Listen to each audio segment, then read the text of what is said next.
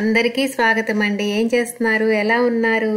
ఈ రోజు మన వీడియో ఎప్పట్లాగే కిచెన్ లో రకరకాల విషయాల గురించి మాట్లాడుకుంటూ వంట చేసుకుంటూ సరదాగా కబుర్లు చెప్పుకుందాం. ఓకేనా? ఇప్పుడైతే మన వీడియోలోకి వెళ్ళిపోదాము. వీడియోలోకి వెళ్లే ముందు ఒకసారి మన ఛానల్ ని సబ్స్క్రైబ్ చేయకుండా చూసే వాళ్ళు ఎవరన్నా ఉంటే ఒకసారి సబ్స్క్రైబ్ చేసి చూడండి. చాలా మంది మన వీడియోస్ ని రెగ్యులర్ గా చూస్తున్నారు, కానీ సబ్స్క్రైబ్ చేయకుండా చూస్తున్నారు. సబ్స్క్రైబ్ చేసేసి చూస్తే నాకు హ్యాపీగా ఉంటది కదా. ఓకేనా? ఇప్పుడైతే పదండి వీడియోలోకి వెళ్ళిపోదాము. ఆన్లైన్ లో కొత్తిమీర, పుదీనా, పచ్చిమిరపకాయలు, మష్రూమ్ ఆర్డర్ పెట్టానండి. పుదీనా మాత్రం ఎప్పుడు కక్ష కట్టినట్టు ఇస్తారండి. దానికి వితౌట్ రూట్ అనేది ఆప్షన్ లేదనమాట, ఒకటే ఆప్షన్ ఉంటుంది. అది బుక్ చేస్తే మనం అంతా ఏరుకోవాలి, సగం పాడైపోయిన ఆకులు ఉంటాయి. కొత్తిమీర మాత్రం వితౌట్ రూట్స్ అనే ఆప్షన్ ఉంటుందండి. అది కానీ బుక్ చేసామంటే మనకి మంచి కొత్తిమీర ఇస్తారు, ఒక్కటి కూడా పాడైన ఆకు ఉండదు. పుదీనా అంతా ఏరుకోవడానికి ఉదయాన్నే నాకు చాలా టైం పట్టద్దు అనమాట. పని చేసుకుంటూ అవి కూడా చేసుకుంటా ఉంటాను. కాడలైతే ఎత్తిపెట్టాను బయట తొట్లో గుచ్చుదామని. పుదీనా కూడా కొత్తిమీర లాగా నీట్ గా క్లీన్ చేసి ఇవ్వచ్చు కదా అనిపిస్తుంది అనమాట ఒక్కొక్కసారి. పచ్చిమిరపకాయలు మాత్రం ఈసారి చాలా మంచిగా ఇచ్చాడు. నేను కడిగి ఆరబెట్టి ఆ కాడలు తీసేసి ఒక బాక్స్ లో కానీ కవర్ లో కానీ వేసి టిష్యూ పేపర్ పెట్టి స్టోర్ చేస్తే ఫ్రిడ్జ్ లో దగ్గర 10 రోజులు 20 రోజులైనా ఉంటాయండి. పుదీనా, కొత్తిమీర కూడా అంతేనండి. బాగా ఆరబెట్టి నెమ్ము లేకుండా కవర్ లో గానీ బాక్స్ లో గానీ టిష్యూ పేపర్లు గానీ వేసి ఒక 2 పైన కింద దాంట్లో గానీ పెట్టేసి ఫ్రిడ్జ్ లో పెట్టేస్తే ఎక్కువ రోజులు నిలువ ఉంటది అనమాట.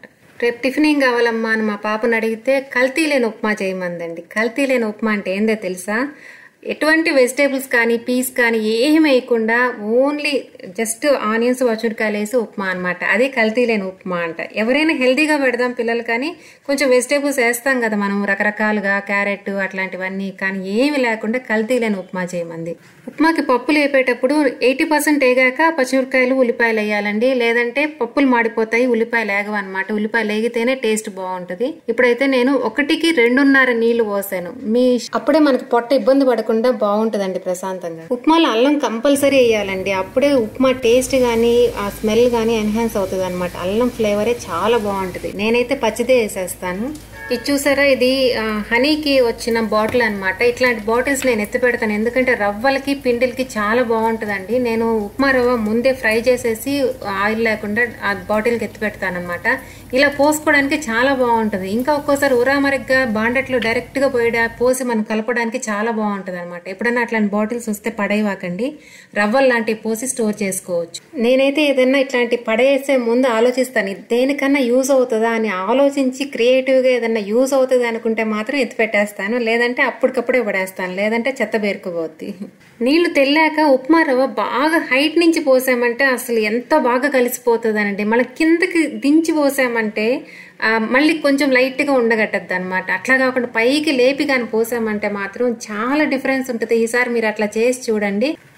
రవ్వ సరిగ్గా ఉడకకుండా, అంటే ఉప్మాలో నీళ్లు తక్కువ పోసి పొడి పొడిగా తినే అలవాటు చాలా మందికి ఉంటుంది, కానీ దానివల్ల పొట్ట చాలా ఇబ్బంది పడుతుందండి. ఎట్లాంటి వాళ్ళకైనా ఉప్మా తినే రోజు ఆకలి కాదు చూడండి మనకి. అంటే ఉడకకుండా మనకి పొట్టలో కానీ ఉప్మా వేసామంటే అది మళ్ళీ పొట్టలోకి వెళ్ళాక పొట్ట దాన్ని అరాయించుకోవాలి కదా, అంటే మళ్ళీ అది ఉడకబెట్టుకోవాలన్నమాట. ఆ రోజు పొట్ట హెవీగా ఉన్నట్టు అనిపిస్తుంది. అలా కాకుండా మంచిగా నీళ్లు పోసి మంచిగా ఉడకబెట్టి తిన్నారంటే కరెక్ట్ గా టైంకి ఆకలి అవుతుంది. మీకు మధ్యాహ్నానికి ఆకలి లేదన్న ఇదే ఉండదు. ఉప్మాలోకి కొబ్బరి పచ్చడి, అంటే కొబ్బరి, పుట్నాల పప్పు వేసి పచ్చిమిరపకాయలతో చేస్తాం కదా, చాలా బాగుంటది. ఇంకా చక్కెర లేకుండా నేను తినలేనండి ఉప్మా. అసలు చాలా బాగా కుదిరింది ఉప్మా. మష్రూమ్స్ తెచ్చాక నీట్ గా కడిగి ముక్కలు చేసి ఉప్పు, పసుపు, కారం, అల్లం తెల్లగడ్డ పేస్ట్ గాని వేసి ముక్కలకి రుద్ది పెట్టి మ్యారినేట్ చేసి గాని కూర చేస్తే చాలా టేస్టీ ఉంటుందండి. మనం ఫ్రిడ్జ్ లో స్టోర్ చేసుకోవాలన్నా గానీ ఇలా రుద్ది పెట్టి స్టోర్ చేస్తేనే మళ్ళీ మష్రూమ్ కి ఒక 2 రోజులైనా 3 రోజులైనా బ్యాక్టీరియా చేరకుండా ఉంటదండి. ఎందుకంటే మష్రూమ్స్ కి చాలా తొందరగా బ్యాక్టీరియా అంటుకుంటది అనమాట. ఏదో ఫ్రిడ్జ్ లో పడేసాం కదా ఉంటాయని అనుకోకూడదు. మష్రూమ్ ఎక్కువ రోజులు నిల్వ ఉండదు.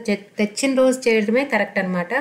లేదు ఆ రోజు కుదరలేదంటే ఇలా మ్యారినేట్ చేసి పెట్టాలి. బాక్స్ లో వేసి పెడితే నీళ్లు వదులుతుంది, సొరకాయ, బీరకాయ వదిలినట్టు నీళ్లు వదులుతుంది. అయినా పర్వాలేదు, అలా పెడితేనే మంచిది అనమాట. మన హెల్త్ ఇంపార్టెంట్ గానీ లుక్ ఇంపార్టెంట్ కాదు కదా. ఇట్లా పెట్టామంటే మనకి 4 రోజులైనా గానీ ఎటువంటి బ్యాక్టీరియా చాలదు, హెల్దీ అనమాట. ఇప్పుడైతే బీట్రూట్ పులుసు చేయడం కోసం నేను బీట్రూట్ చాలా సన్నగా కట్ చేయాలి, కానీ నాకు అంత టైం లేదు, అంత ఓపిక లేదు. ఇప్పుడు ఏం చేస్తున్నానంటే ఫుడ్ ప్రాసెసర్ లో వేసి చాలా ఫైన్ గా ముక్కలు చేస్తున్నాను. చూడండి, చాలా ఈజీ ప్రాసెస్ అండి. 2 సెకండ్లు అంతే. అట్లా తిప్పేసామంటే సన్నగా వచ్చేస్తుంది. మనకి ఏ సైజులో కావాలంటే ఆ సైజులో ఆపేయచ్చు అనమాట. 1 సెకండ్ వేస్తే ఒక సైజు, 2 సెకండ్లు వేస్తే ఒక సైజు అలా వస్తాయన్నమాట. అవి చూసారు కదా ఎంత మంచిగా ఫైన్ గా ముక్కలైపోయినాయో. అదే మనం అంత సన్నగా కొయ్యాలంటే అవుతుంది, అసలు జరగదు. ఎంతవరకు వస్తే అంతవరకు కట్ చేసేసుకొని చేసేస్తాం. ఈ ప్రాసెసర్ అయితే మాత్రం చాలా యూస్ఫుల్ అండి. దీనికి సంబంధించిన లింక్స్ నేను డిస్క్రిప్షన్లో ఇస్తాను, కామెంట్ బాక్స్లో ఇస్తాను. ఒకసారి ఆ లింక్స్ మీద క్లిక్ చేశారంటే మీకు చాలా డీటెయిల్స్ తెలుసుకోవచ్చు, ఇష్టమైతే కొనుక్కోవచ్చు. ఓకేనా? చాలా టైం సేవ్ అవుతుందండి. నాకైతే ఎక్కువసేపు కిచెన్లో అలా జీవించాలంటే నాకు వల్ల కాదనమాట. చేస్తాను, 4 రకాలైన చేస్తాను, కానీ చెక్క అయిపోవాలి. అందుకే నేను రకరకాల మిషన్లు ఎతుకుతా ఉంటాను. ఆగండి, ముందు ఒక లైక్ కొట్టండి. ఇప్పుడైతే నేను కుక్కర్లో కందిపప్పు కడిగి చెట్లో కాసిన 4 పచ్చిమిరపకాయలు వేసి దాంట్లో బౌల్లో ఈ బీట్రూట్ వేసేసి కుక్కర్లో పెట్టేస్తున్నానండి. ఎప్పుడు ఇన్స్టాపాట్లో నేను చేసేది, కుక్కర్లో చేయరా అంటారని ఈ రోజు నేను కుక్కర్లో పెడుతున్నాను.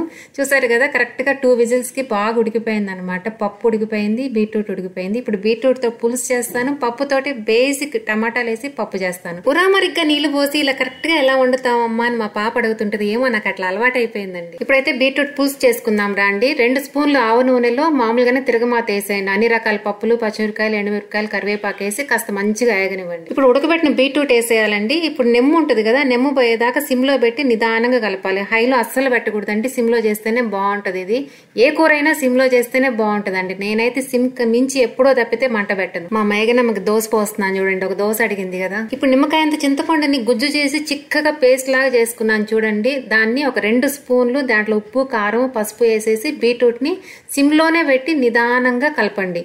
మా పిల్లలు బీట్రూట్ అంటేనే బాధపడతారు, అందుకనే నేను ఆలోచించి ఇలా చేయడం మొదలు పెట్టాను. ఎందుకంటే మా పిల్లలకి కొంచెం పులుపు తగిలితే చాలా ఇష్టం అనమాట. ఇది పులుసు అనొచ్చు, పచ్చడి అనొచ్చు. ఇప్పుడు పప్పుకి తిరగమాత అండి. నార్మల్ గా అన్ని వేసి తిరగమాతలో టమాటాలు వేసానండి. సూపర్ టేస్టీగా ఉంటుంది. అట్లాగానే నూనెలో వాడితే టమాటాలు. పప్పు అయితే నేను మిక్సీ వేసేసానండి, ఎందుకంటే పచ్చిమిరకాయలు వేస్ట్ అవ్వకుండా బాగా మెదిగిపోవాలని. ఎందుకంటే చెట్లు కాబట్టి ఏరు పెట్టకుండా. పప్పు టెక్స్చర్ స్మూత్ గా ఇష్టపడే వాళ్ళు మిక్సీ వేసుకుంటే మాత్రం చాలా బాగుంటది, టేస్ట్ కూడా చాలా బాగుంటది. నేను పప్పుకి, సాంబార్కి అంటే పప్పుకి పప్పులకి మధ్యస్థంగా చేస్తున్నాను అనమాట. అటు చిక్కగా కాదు, పలచగా కాదు.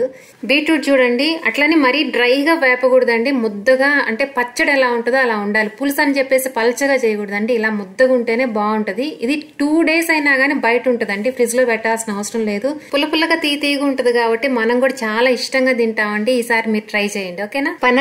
నేను రిలాక్స్ అవ్వడానికి, రెస్ట్ తీసుకోవడానికి నా బాల్కనీ చెట్ల దగ్గరికి వచ్చేసానండి. చూసారు కదా, ఇప్పుడు మందార పూలు రాగానే ముందు మందార పూలు కోసుకున్నాను. కింద కొంది మీకు చూపించడం కూడా కుదరదు కొయ్యడం, అందుకే కోసేసి చూపిస్తున్నాను. ఆ కిందకి ఉంటాయన్నమాట. నేను వంగి కోసాను ఇప్పుడు అవన్నీ.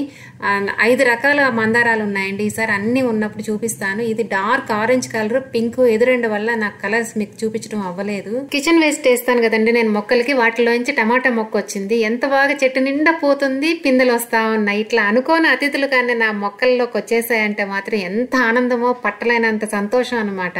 చూపించేది 2 కాయలు అయినా నాకు ఆనందంగా చూపిస్తాను మీకు. ఇదైతే మల్బరీ ప్లాంట్ అండి. మొన్ననే మొత్తం ప్రూనింగ్ చేసేసాను. మళ్ళీ చెట్టు నిండా పిందె వచ్చేసింది చూడండి. పువ్వుల్లాగా ఉంటాయి కానీ పిందెలు అంటారు. చూసారా ఎంత బాగా చెట్టు నిండా వచ్చేసాయో. ఇదండి ఈరోజు మన వీడియో. మీకు నచ్చిందా? నచ్చితే ఒక లైక్ కొట్టేయండి. ఇంకా ఇందాక నుంచి సబ్స్క్రైబ్ చేయకుండా ఎవరైనా చూస్తుంటే మాత్రం సబ్స్క్రైబ్ చేసేయండి. మీకు ఇంకా బాగా నచ్చింది అనుకోండి, మీకు తెలిసిన వాళ్ళకి కూడా షేర్ చేయండి. రకరకాల విషయాల గురించి బోల్డ్ కబుర్లు చెప్పాను కదా మీకు. మీరు కూడా నాతో మాట్లాడాలి కదా, అందుకే కామెంట్ బాక్స్ లో ఖచ్చితంగా కామెంట్ చేయండి. ఈ వీడియోలో మీకు ఏదన్నా పాయింట్ నచ్చిందా, నచ్చనిది కూడా ఏదన్నా ఉందా కూడా చెప్పండి. ఓకేనా? దాన్ని బట్టి నెక్స్ట్ వీడియో ఎలా ఉండాలో నేను ప్లాన్ చేసుకుంటాను. ఫుడ్ ప్రాసెసర్ కి సంబంధించిన లింక్స్ అయితే నేను డిస్క్రిప్షన్ లో ఇస్తాను, కామెంట్ బాక్స్ లో కూడా ఇస్తానండి. మీరు ఒకసారి లింక్స్ మీద క్లిక్ చేశారంటే కంప్లీట్ డీటెయిల్స్ వస్తాయి. అవన్నీ చూసుకొని మీకు నచ్చితే కొనుక్కోవచ్చు. ఓకేనా? ఓకే అండి, ఈ వీడియోని ఇంతతోటి క్లోజ్ చేసేస్తాము. నెక్స్ట్ వీడియోతో మళ్ళీ కలుద్దాం. బాయ్.